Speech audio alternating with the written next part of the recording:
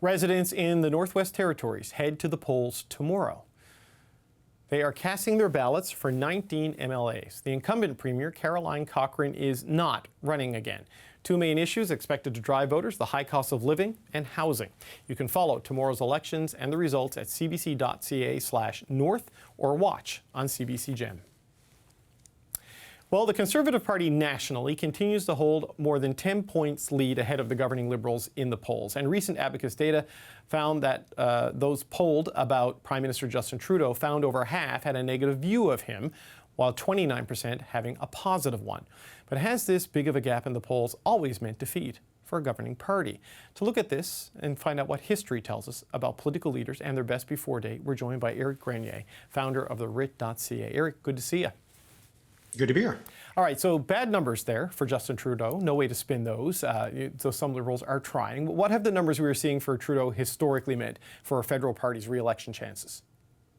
Usually it's not very good. And, there's only been polling since about the 1940s. And if you stack up all the past prime ministers in terms of where they stood about 2 years before an election, Justin Trudeau would be pretty much at near the bottom of the list. If we look at the ones who have been at the bottom of the list, Justin Trudeau right now in the polls, depending on the poll you're talking about, there was one that just came out, had them behind by 16 points, but around 14 points is where they stand. But if you look at the only other cases where you're 2 years out from an election, the examples aren't very good. 14-point deficit for what was Pierre Trudeau's Liberals at the time before John Turner went down to defeat in 1984. You go to the next election in 1988, 2 years before that one, the PCs actually were able to turn a huge deficit. They were behind by about 15 points in 1986, but that was, of course, the free trade election. And then the most maybe memorable example would be the 1993 election when Brian Mulroney in 1991 was down by about 23 points. So things could be a lot worse for Justin Trudeau and the Liberals. But when you're looking at those historical pretexts, this historical examples, most of the time when you're down this far out from an election by this much, right, it is tough to mount a comeback. Okay, so when parties have been this far down in the polls, some of them win. I mean, what's been the path back to favorability? Well, I think that the case of the 88 PCs and Brian Mulroney, in 1986, in the midpoint of their first mandate, things were going pretty badly for them. Their cabinet had a lot of scandals, that kind of thing. But by 1988, Brian Mulroney was able to galvanize public opinion around the issue of the free trade. And I think that's maybe what the Liberals might need in this kind of example, is that the next election needs to be about something big in order to get people to put their minds past the record of the government. But one of the things that you have to point out with the cases that I brought up, Pierre Trudeau and John Turner in 1984, the Liberals had been in power for most of the last few decades. In 1993, the PCs had been in power for nearly 10 years. And in 1988, that was only the first term government for Brian Mulroney. Justin Trudeau, will be going for his fourth consecutive election victory, and that is tough to win. Right. 4 would be historic. So what does Canadian political history tell us? I mean, what patterns do you see about how long a prime minister and a party can stay in office? Yeah, it is very difficult to win 4 consecutive elections for a party. If we look at the cases where there has been an attempt to do that, most of the recent ones have ended in defeat or a little bit of an asterisk. You can go back to Louis Saint Laurent in 1949, was able to win a 4th consecutive election for the Liberals. The case there was that those streaks of victory started with Mackenzie King. Diefenbaker was defeated in 1963 in his 4th attempt.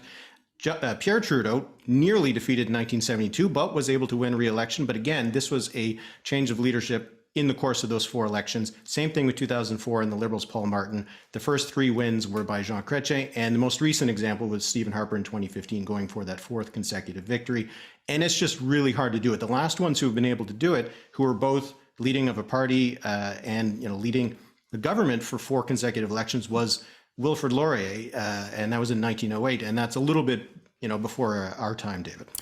Yes, slightly. I'm not sure what political lessons we could take from elections in 1908 as well. So there seems to be a best before date. I mean, why do you think there seems to be this time limit for prime ministers?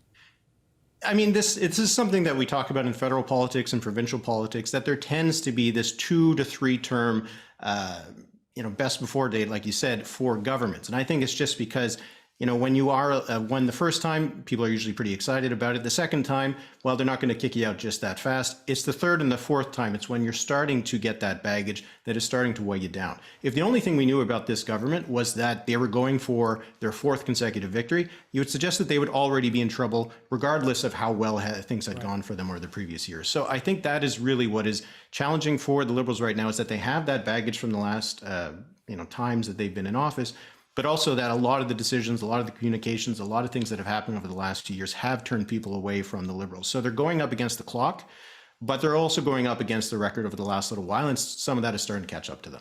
Right. So, this is the Trudeau Liberal Party. He brought them back in 2015. They've been there for 8, almost 9 years now. He's been emphatic, saying he's going for it again. I mean, the minute he says he's not, everything starts to fall apart internally. But, how long, presuming he's telling the truth here, how long, how does the length that he's been in power factor into the re-election chances here? Yeah, I think that is really the challenge here, because we have seen in lots of cases in the past that when a party has been able to get reelected after this many terms in office, it's because often they have changed the leader of the party, the premier, the prime minister, because it gives a fresh face to the government. So you almost can convince voters that this is a new direction. And if there is a new leader that comes in with a new direction, then they can actually make the claim that they are not really just following in the footsteps of the previous government. But that is really the challenge, is that to find a new leader is easier said than done. There was polling that was done by Abacus Data recently suggesting that more people who say aren't voting for the Liberals right now would consider voting for the Liberals if Justin Trudeau resigned. But that's a perfect scenario where they don't know who the replacement is. And it's very possible that the replacement could be even worse for these voters than Justin Trudeau. So it's not a silver bullet by any means that changing a leader means that you suddenly get a renewed rejuvenation of life for a government. It can sometimes also mean that people just see that the new face is a lot like the old face, and they didn't like the old face, and the new face gets defeated. All right, Eric, always appreciate the insight. That's Éric Grenier, founder of the Writ.ca. Thanks, man.